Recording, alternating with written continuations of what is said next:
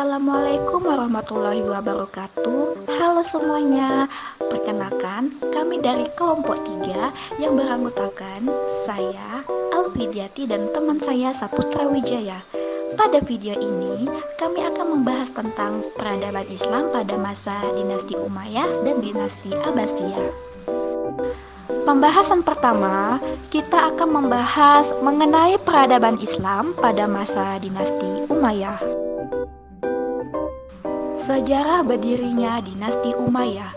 Nama dinasti Umayyah diambil dari Umayyah bin Abd al-Syam, yaitu kakek Abu Sufyan. Beliau merupakan salah satu tokoh awal dalam sejarah Islam yang merupakan anggota klan Bani Umayyah, yaitu sebuah klan Quraisy yang kuat di Mekah pada masa sebelum Islam. Umayyah bin Abd al-Syam, dia adalah ayah dari Utsman bin Affan yang kemudian menjadi khalifah ketiga dalam sejarah Islam. Beliau merupakan salah satu penentang awal Nabi Muhammad dan agama Islam. Namun, pada akhirnya dia menjadi seorang muslim dan menjadi sahabat Nabi Muhammad setelah penaklukan Mekah pada tahun 630 Masehi. Cikal bakal berdirinya dinasti Umayyah itu dimulai ketika masa Khalifah Ali.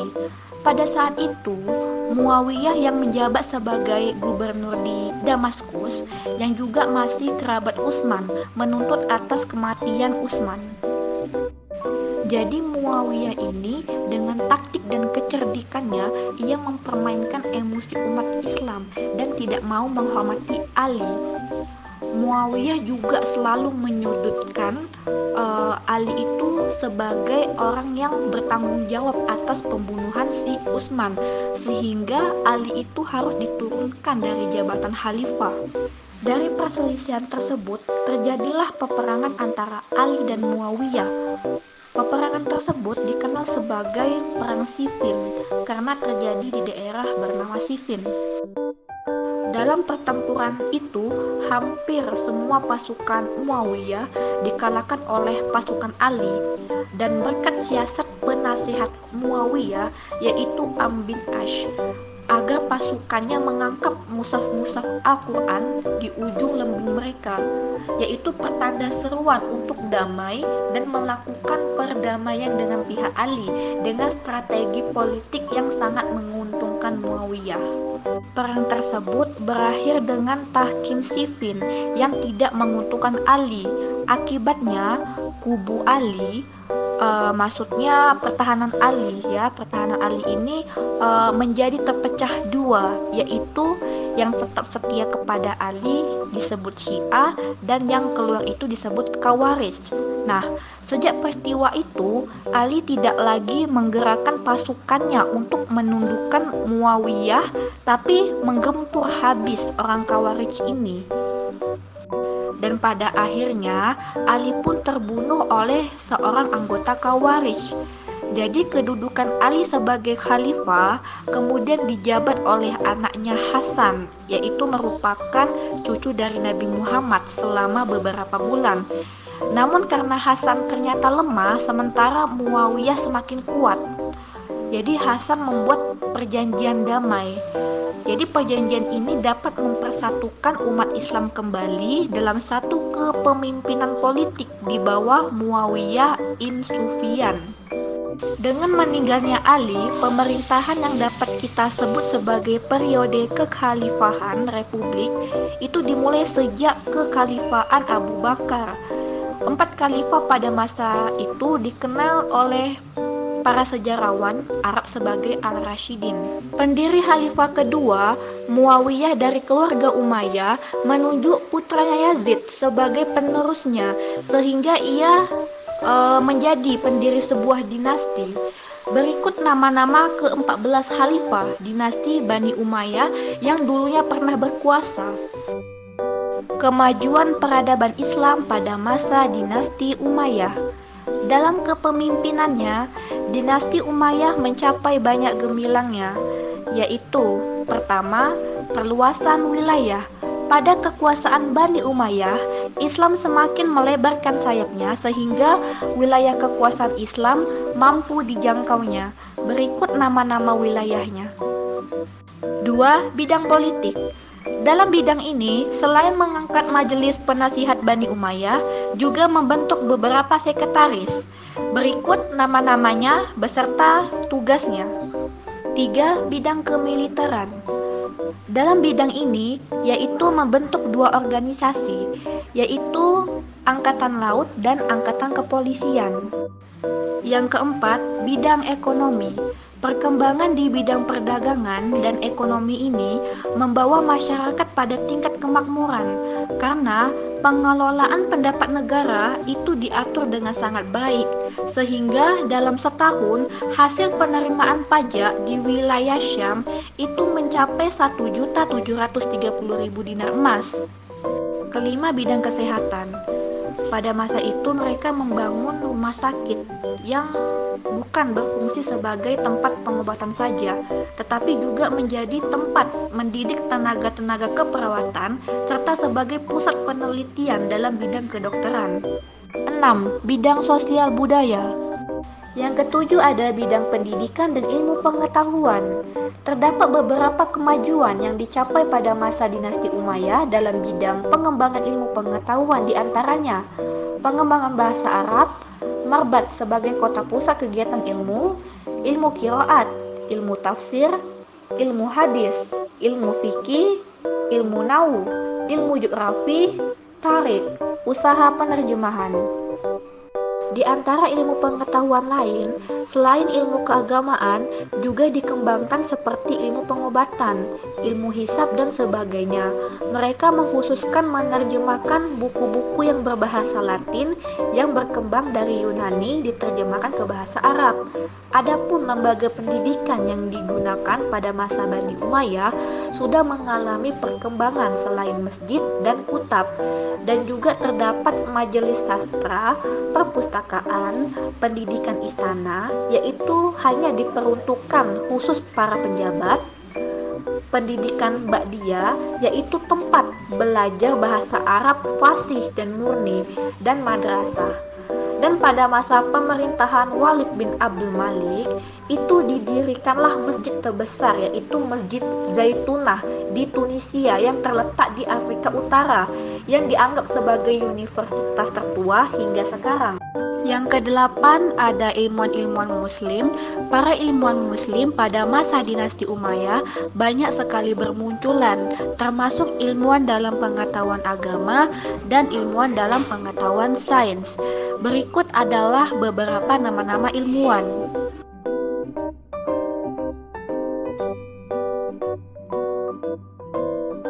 Kemunduran dan runtuhnya dinasti Umayyah. Dinasti Umayyah mengalami masa kemunduran ditandai dengan melemahnya sistem politik dan kekuasaan karena banyak persoalan yang dihadapi para penguasa dinasti ini. Di antaranya adalah masalah politik, ekonomi, dan sebagainya. Adapun sebab-sebab terjadinya kemunduran dinasti Bani Umayyah adalah: 1. Khalifah memiliki kekuasaan yang absolut. Khalifah tidak mengenal kompromi, dan yang menentang khalifah dia akan mati. Contohnya ada di peristiwa pembunuhan Husain dan para pengikutnya di Karbala. Peristiwa ini menyimpan dendam di kalangan para penentang Bani Umayyah, sehingga selama masa-masa kekhalifahan Bani Umayyah terjadi pergolakan politik yang menyebabkan situasi dan kondisi dalam pemerintahan terganggu. Yang kedua, gaya hidup mewah para khalifah. Kebiasaan pesta dan berfoya-foya di kalangan istana menjadi faktor penyebab rendahnya moralitas mereka dan mengganggu keuangan negara. Contohnya, Khalifah Abdul Malik bin Marwan dikenal sebagai seorang khalifah yang suka berfoya-foya dan memboroskan uang. Sifat-sifat inilah yang tidak disukai masyarakat, sehingga lambat laun mereka melakukan gerakan pemberontakan untuk menggulingkan kekuasaan dinasti Bani Umayyah. Ketiga, tidak adanya ketentuan yang tegas mengenai sistem pengangkatan khalifah. Hal ini berujung pada perebutan kekuasaan di antara calon khalifah. Yang keempat, Banyaknya pemberontakan selama masa-masa pertengahan hingga akhir pemerintahan Bani Umayyah. Usaha penumpasan pemberontak menghabiskan daya dan dana yang tidak sedikit, sehingga kekuatan Bani Umayyah melemah.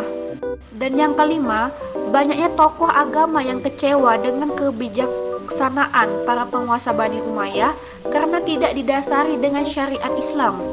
Sistem pendidikan yang diterapkan pada dinasti Umayyah. Secara esensial, pendidikan Islam pada masa dinasti Umayyah kurang begitu diperhatikan, sehingga sistem pendidikan berjalan secara alamiah, walaupun sistemnya masih sama seperti pada masa Nabi dan Khulafaur Rasyidin.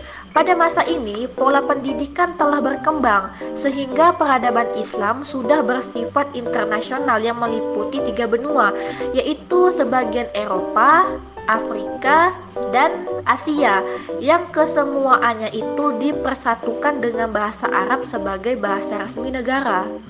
Adapun corak pendidikan pada dinasti Umayyah, yang pertama bersifat Arab dan Islam tulen.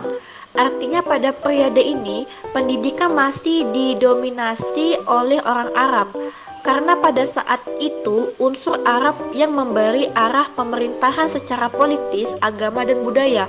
Meskipun hal ini tidak semuanya diterapkan pada semua pemerintahan dinasti Umayyah, hal ini terbukti dengan masa Muawiyah yang membangun pemerintahannya yang mengadopsi kerangka pemerintahan Bizantium, dan dalam bidang keilmuan lainnya yang mengadopsi sebagai dari negara-negara taklukan. Kedua, berusaha meneguhkan dasar-dasar agama Islam yang baru muncul.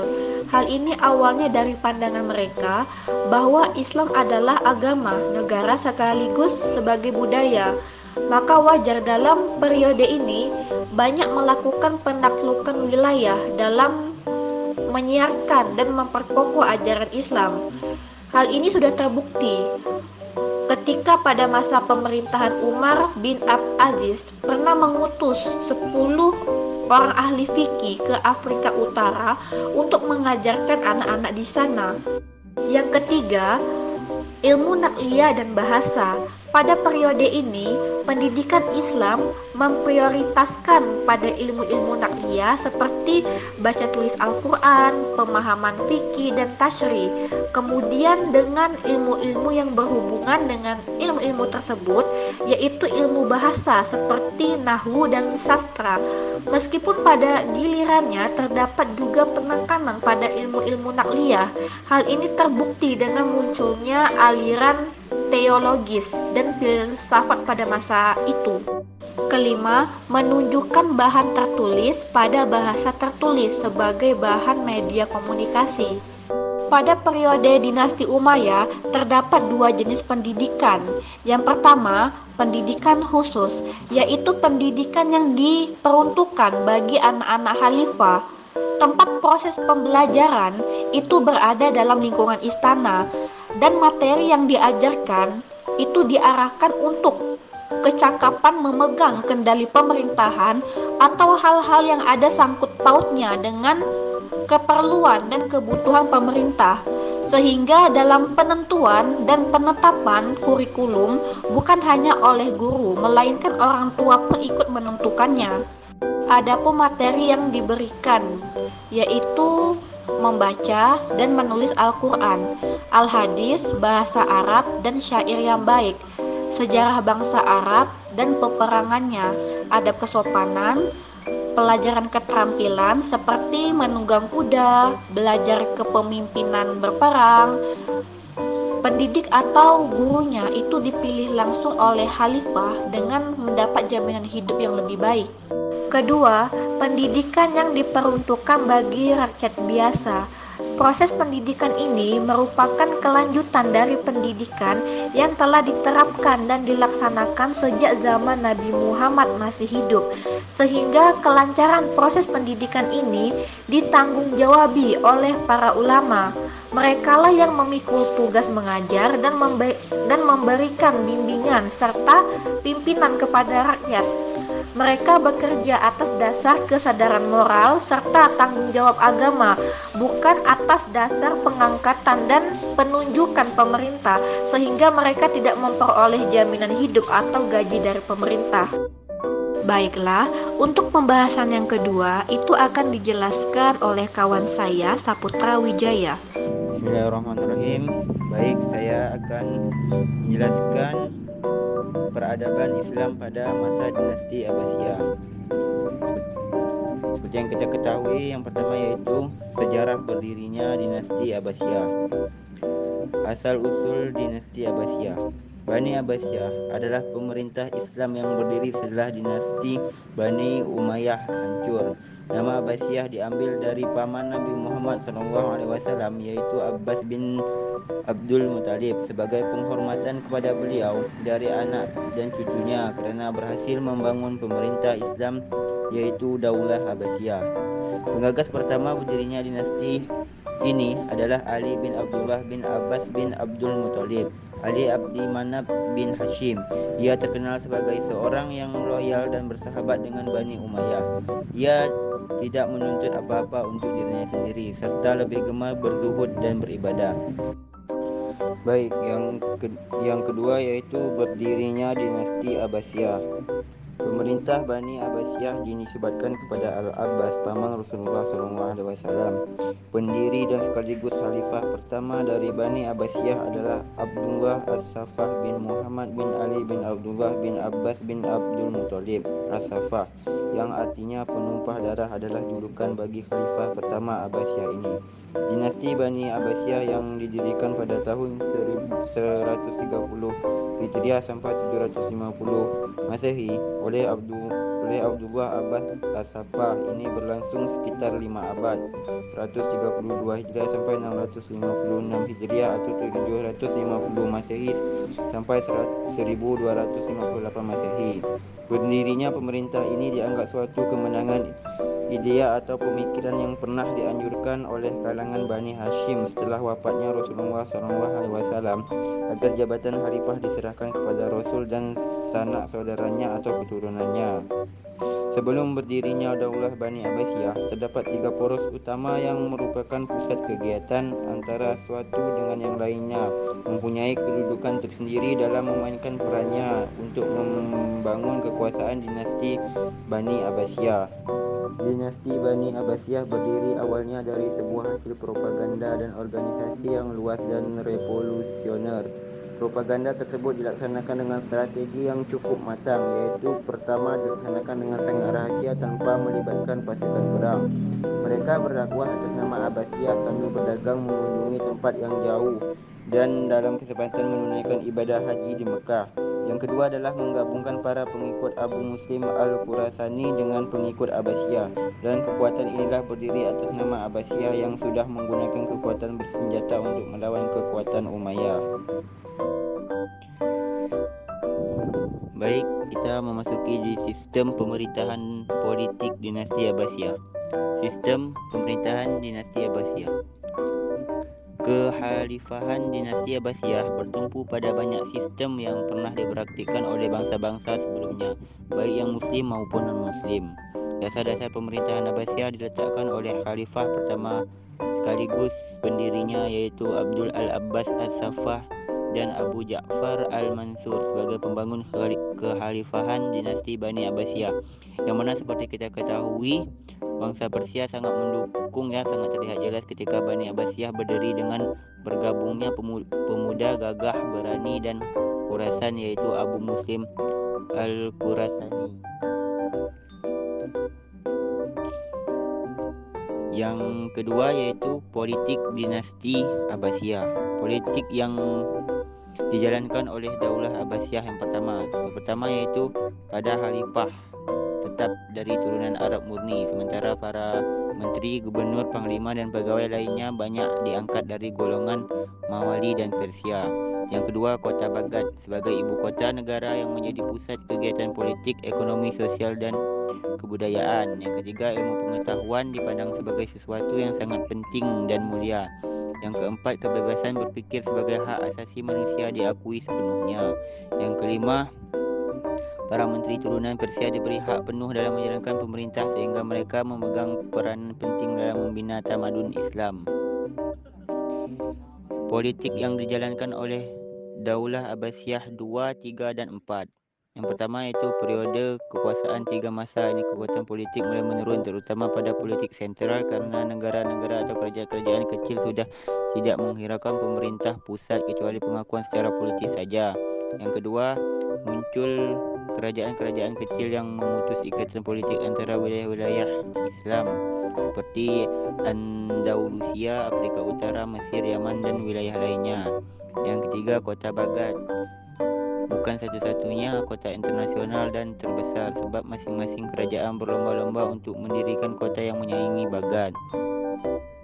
Berdasarkan pola pemerintahan dan perubahan politik, para sejarawan membagi kekuasaan pada pemerintah Bani Abbasiyah menjadi 4 periode iaitu A. Periode Abbasiyah 1. 132 sampai 232 Hijriah atau 750 sampai 847 Masehi. Para khalifah-khalifah yang memimpin Daulah Abbasiyah pertama iaitu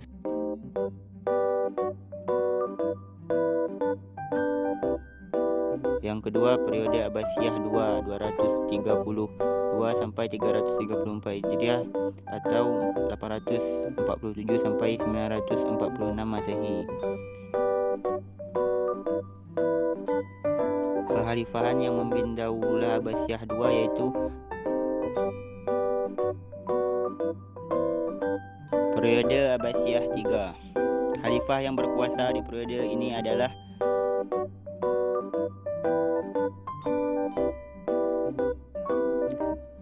J. Periode Abbasiyah 4 487 sampai 656 Hijriah atau 1094 sampai 1258 Masehi.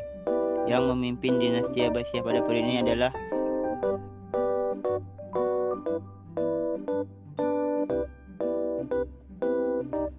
Tiga, kemajuan peradaban Islam pada masa dinasti Abbasiyah.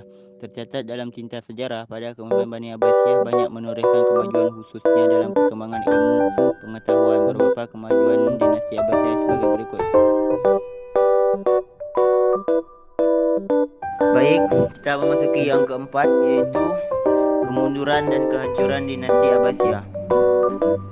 Setelah melalui masa-masa keemasan dinasti Abbasiyah, pada akhir kepemimpinannya mengalami kemunduran dan kehancuran dikarenakan beberapa faktor yang tidak jauh berbeda dengan dinasti Umayyah, yaitu sebagai berikut.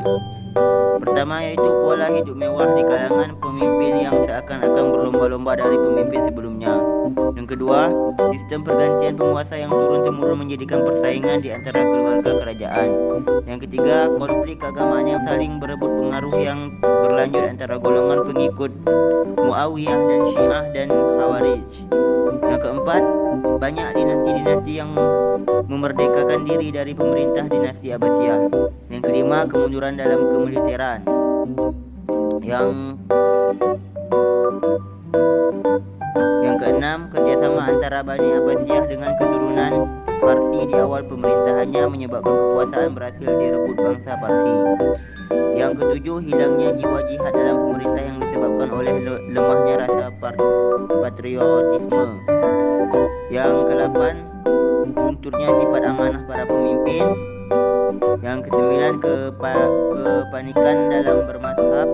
Yang ke-10, besarnya anggaran yang dikeluarkan untuk tentara mengakibatkan kemerosotan ekonomi.